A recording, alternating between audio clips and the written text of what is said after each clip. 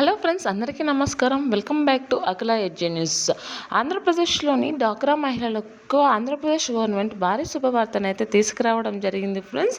అదేమిటంటే 0 వడ్డీకి రుణాలు అందిస్తున్నామని అయితే ఆంధ్రప్రదేశ్ ప్రభుత్వం ముందుకు రావడం జరిగింది.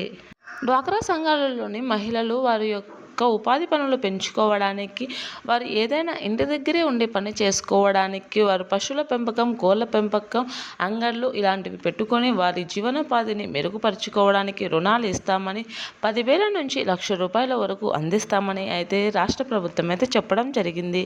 ఈ రుణాన్ని పొందడానికి ఏం చేయాలి అనే విషయాన్ని పూర్తిగా తెలుసుకుందాం.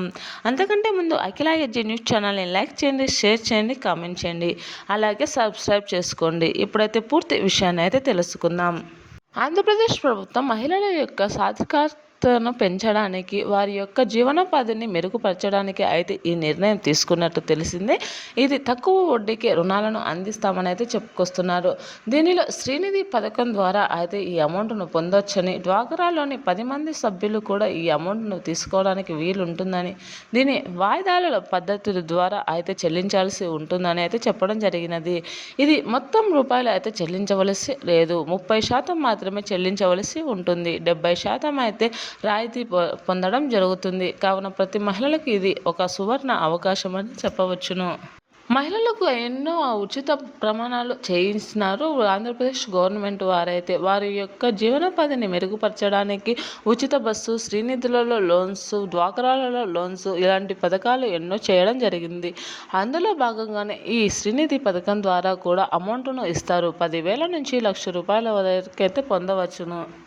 ఈ అమౌంట్ తీసుకొని వారు పశువుల పెంపకం, వాటికి కావలసిన షెడ్లు వేసుకోవడానికి, కోళ్ళ పెంపకం, అలాగే అంగడి నిర్వహించుకోవడానికి ఏర్పాటు చేసుకోవచ్చును. ఈ డబ్బుల ద్వారా ప్రతి ఒక్కరూ వారి ఇంటి దగ్గర నుంచి ఉండి చేసుకోవడానికి వీలు కలుగుతుంది. వారు ఎటువంటి వేరే వారిపైన ఆధారపడుకోకుండా వారి సొంత కళ్ళపైన వారే నిలబడడానికి అయితే ఈ పథకాన్ని ఏర్పాటు చేయడం అయినది.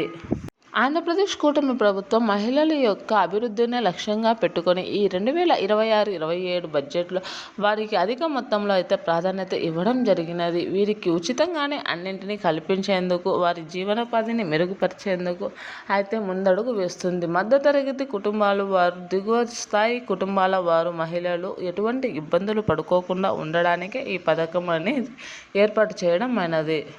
ఈ పథకం పట్టణ ప్రాంత అలాగే గ్రామీణ ప్రాంతంలో ఉండే ప్రతి మహిళకు కూడా వర్తించడం జరుగుతుంది.